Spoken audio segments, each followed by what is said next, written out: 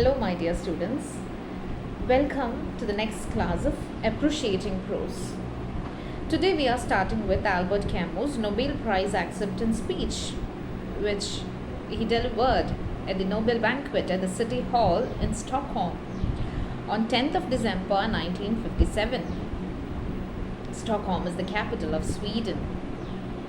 And Nobel banquet is an annual banquet held on 10th of December every year in the Blue Hall of Stockholm City. After Nobel Prize ceremony, and Nobel Prize winners, they gave a lecture on a subject connected with the work for which they got the Nobel Prize.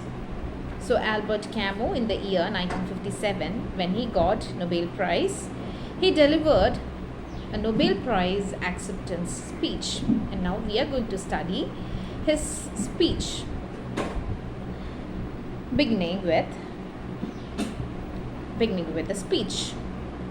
In receiving the distinction with which your free academy has so generously honored me, my gratitude has been profound, particularly when I consider the extent to which this recompense has surpassed my personal merits.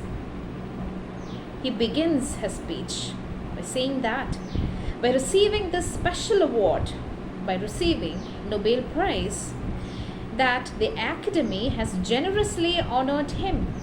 Academy has honored him so liberally, so generously. Academy has honored him with the special prize, with the world's most prestigious prize, and he expressed his gratitude there. He expresses gratitude. He says it has been so profound. His thankfulness is so deep, particularly when he considers this award actually surpasses what he actually deserves.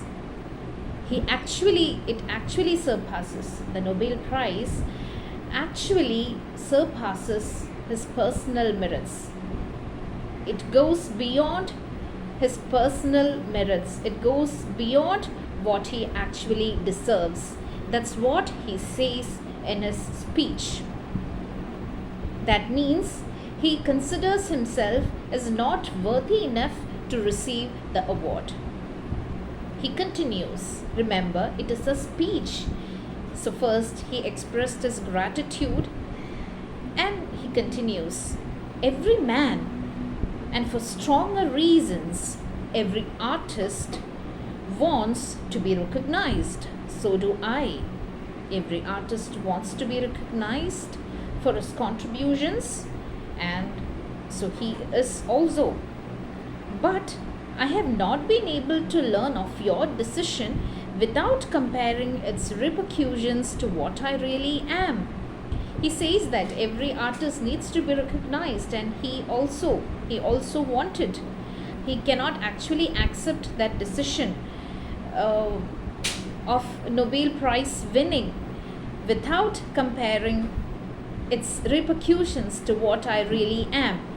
Here he says that he accepts the decision, he accepts the Nobel Prize, and he compares the influence of this prize or the effect of this prize to what a person he is.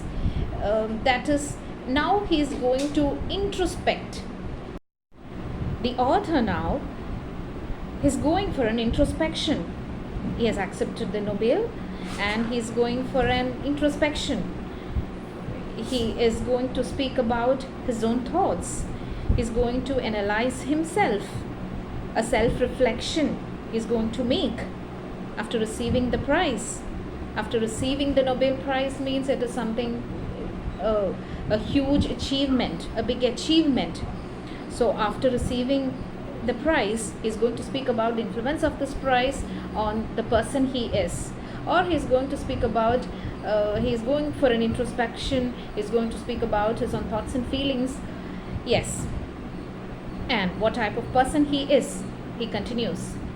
A man almost young, rich only in his doubts. and with his work still in progress. He's a writer. He continues to write. A young man, but who's rich only in his doubts. He got many doubts. You see, this is the time of after two wars. This is the time the world has suffered two wars, massive wars, and Cold War was also happening that time in Europe. And anyways, it was not a pleasant time to live, and people lost their faith in religious institutions. Many doubts were there, and writers were also silenced. They were also under constant fear. And he, as a person rich only in his doubts, he is not a rich man by his wealth, and with his work still in progress as a writer, who is accustomed to living in the solitude of work or in the retreats of friendship.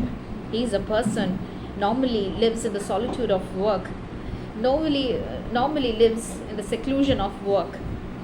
That is always with his works, artistic creations, its literary works. And he is also a person is not in the group of friendships too. And such a person was always a secluded person, an isolated person. How would he not feel a kind of panic at hearing the decree that transports him all of a sudden alone and reduced to himself to the center of a glaring light? And he's asking he's asking the people who are present there that how would he not feel a kind of panic? So surely he is really under a panic, because after hearing the official order, after announcing the Nobel Prize, he was a person suddenly in the glaring light. Suddenly he became the attraction of the world, and he felt a panic because of that. A kind of shock he experienced at that time after hearing this Nobel Prize, and because he was a person secluded, reduced to himself until that point, and now turned to be the center of attraction in that speech also. And with what feelings could he accept this honor at a time when other writers in Europe, among them the very greatest, are condemned to silence, and even at a time when the country of his birth is going through unending misery? And he continues to ask with what feelings that he could accept this honor, because it is not a pleasant time. In what feelings that he is going to accept this honor, that is a Nobel Prize winner? Because the other greatest writers in the Europe, they were condemned to silence because of this situation there. Cold War was happening. It was also the time, it was not anyways a pleasant time for anybody there. Other writers were condemned to silence. This is the one issue that, and even at a time when the country of his birth is also going through unending misery, and this is the time his country of his birth, that is Algeria, is also under trouble, because it was the Algerian war was happening at that time. Algerian Revolution 1956 to 57. There were a war was against France. They launched a series of violent attacks against France. That is the unending misery that he is referring to. And it is also the time of this unending misery in his country. And it is also the time the writers were condemned to silence. And how can he accept this honor? In what feelings that he can accept this honor? I felt that shock and inner turmoil when he accepted this award. He accepted this award, Nobel Prize, with shock and disturbances in his mind, because it was not a pleasant time to live. People had lost their hopes in religion. People were fragmented because of the two world wars. People lost their lives, they were fragmented. And also it was a time of Cold War in Europe. And he received the prize with inner turmoil, with disturbance and shock. And in order to regain peace, he had, in short, to come to terms with a too generous fortune. He says that in order to regain peace that he had earlier, he accepted it, he accepted the Nobel Prize. And it is also a fortune for him because the prize money is too high. It actually gives him some sort of security. And he says that he cannot, and since I cannot live up to it by merely resting on my achievement, I cannot rest on this achievement. I'll continue my role as a writer. I have found nothing to support me, but what has supported me through all my life, even in the most contrary circumstances. I found nothing to support me. In this life, there was nothing to support him. We know his childhood was not so happy. His father died and he was living with his deaf mother, partially deaf mother, and he had nothing to support him. But what supported him all through his life, even in the bad situations, was art. The idea that I have of my art and of the role of the writer, being an artist, and the art supported him in all his bad situations. Let me only tell you, in a spirit of gratitude and friendship, as simply as I can, what this idea is. Now he is going to elaborate this idea of art. For myself, I cannot live without my art. Remember, he is a writer, philosopher, essayist, novelist, playwright. And he says that he cannot live without his writings, without his art. But I have never placed it above everything. As far as he is concerned, he is not placing art beyond everything. If on the other hand I need it, it is because he needs art. He loves art.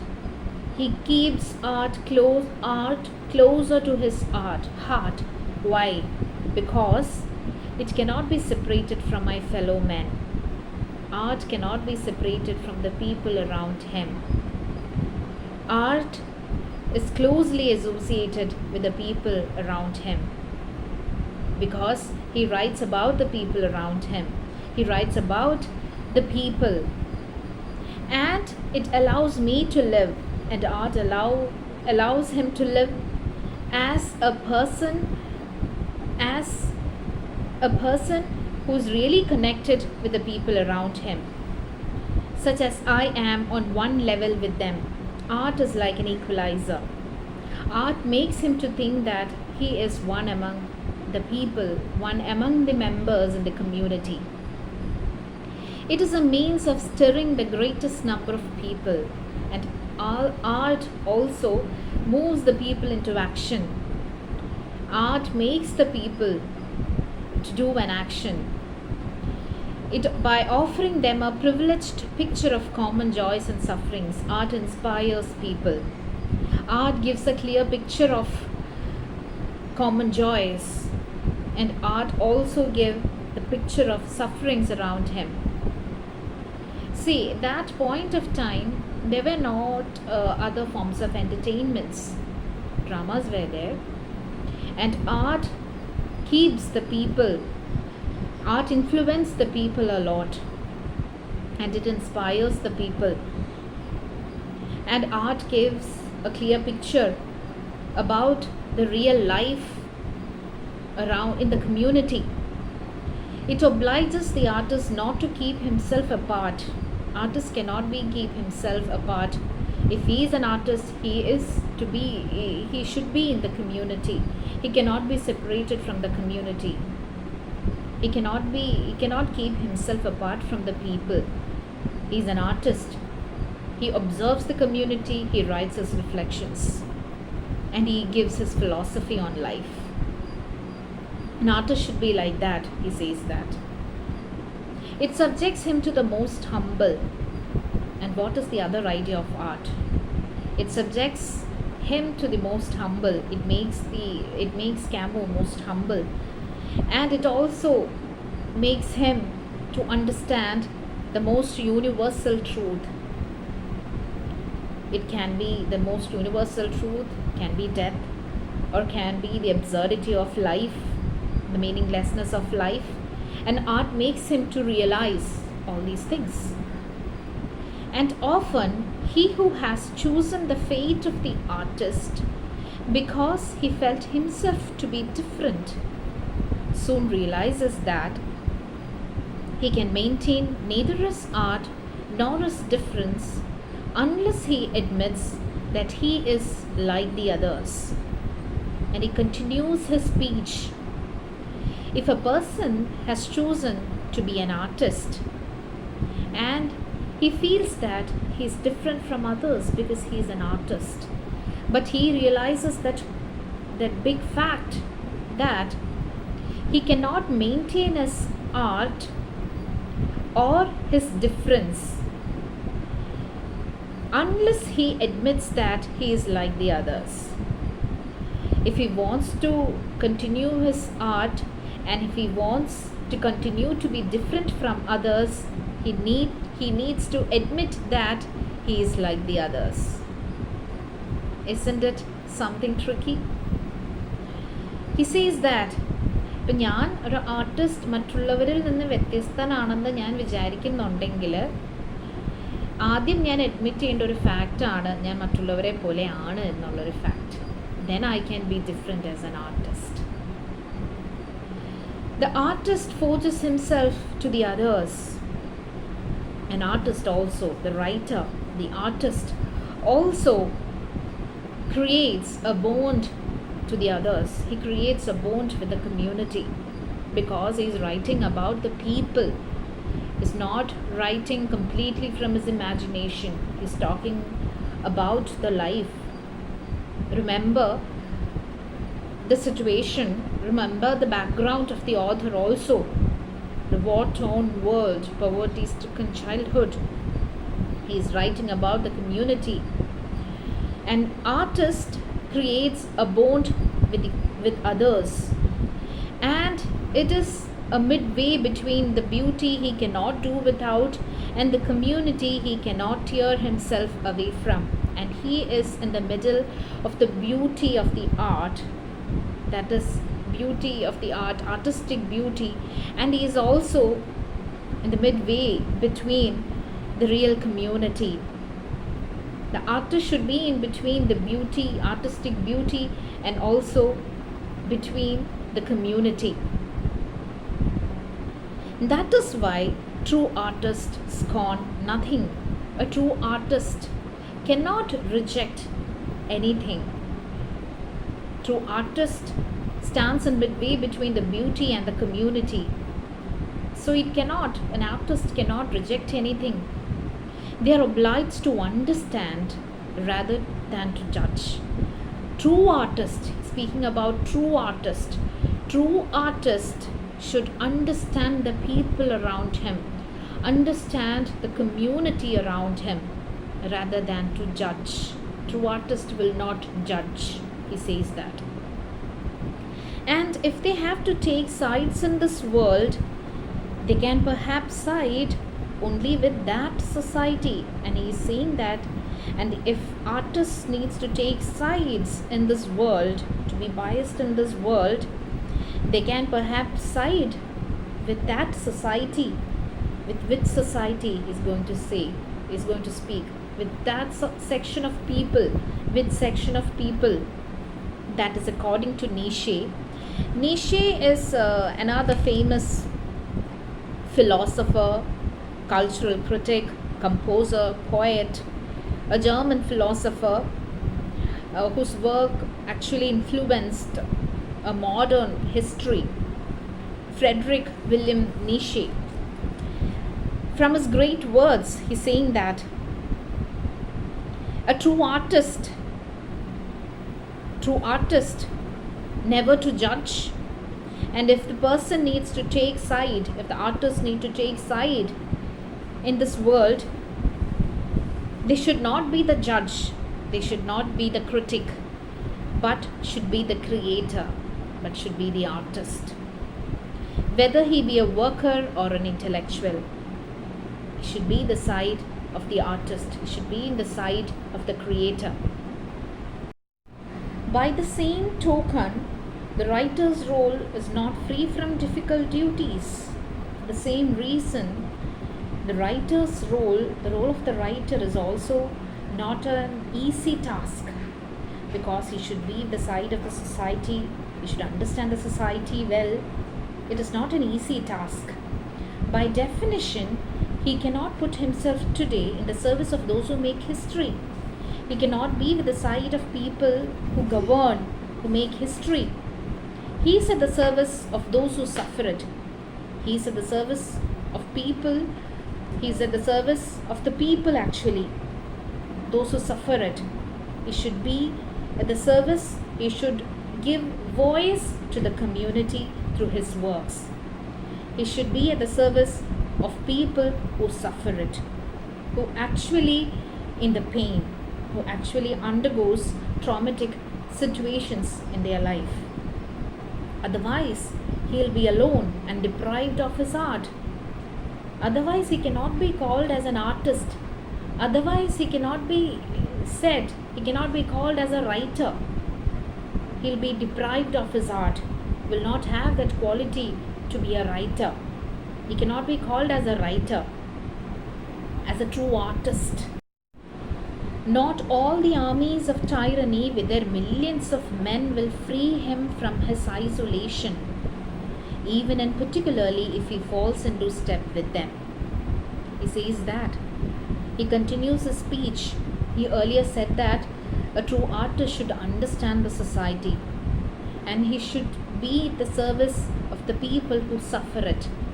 Otherwise, he cannot be called as a true artist, cannot be called as a true writer. Not all the armies of tyranny, not all the armies, not all the people of the government, or not all the people in power with their millions of men can free him from his isolation. The writer, when he is deprived of his art, he is isolated. He cannot be called as a true artist if he is at the service of the people who are in power. He will be isolated from his art, and millions of people cannot actually end that isolated state of the artist. He says that, but the silence of an unknown prisoner, abandoned to humiliations at the other end of the world, is enough to draw the writer out of his exile. The silence of an unknown prisoner can make the writer to write. The true artist can write when he sees the silence of an unknown prisoner. The true artist, the true writer, would be like that. Silence of an unknown prisoner is just enough for him to write, because he should stand for the people who suffer it. If he is at the service of the people who make history, or if he is at the service of people who has power in them, he cannot be called as the true artist. He will be isolated from art. But the silence of an unknown prisoner make him to write. At least whenever in the midst of the privileges of freedom, he manages not to forget that silence. Even if the writer in the privileges of freedom, he manages not to forget that the silence of the author, silence of the prisoner, and to transmit it in order to make it resound by means of his art. That he is saying that he should be the voice of the voiceless people. Artist, the writer, through his work should give voice to the voiceless people, to the marginalized people, to the fragmented people. Writer should be the voice. Writer should understand the community. Writer should understand the traumatic situations they are into, and they need to give voice to these people. Then he would be the true writer. See, these are all the roles of the writer that he is discussing about. The role of the writer is not an easy task. In this paragraph, he says that if he is at the service of the people who has power, he will be deprived of his art. He will be isolated from his art. And the silence of the prisoner, silence of the humiliated people make the writer to be closely tied with the art. They should be the voice of the voiceless people. None of us is great enough for such a task. It is a very difficult task to be the voice of the humiliated, not to serve the people in the power, and to be the voice of the voiceless people. It is a difficult task, and none of us writers cannot be great enough to do that task. It is a very difficult job. But in all circumstances of life, in obscurity or temporary fame of the writer, in obscurity of the writer, state of being unknown, in that state, or in the temporary fame, or that writer cast in the irons of tyranny, or if he is under the pressure of a cruel government, cruel people, or for a time free to express himself, or he enjoys the freedom, privilege of freedom, the writer can win the heart of a living community. The writer, in whatever be the situation that he is in, he can win the heart, he can win the love and affection of a community, of a living community that will justify him, that will accept him, but on one condition. On the one condition that he will accept to the limit of his abilities the two tasks that constitute the greatness of his craft. On one condition, the people will accept him, in whatever be the situation of the writer, that his art should consist of two things. The art should consist of two tasks. What are they? The artist should serve the truth. His art should be at the service of truth, and the art should be the service of liberty.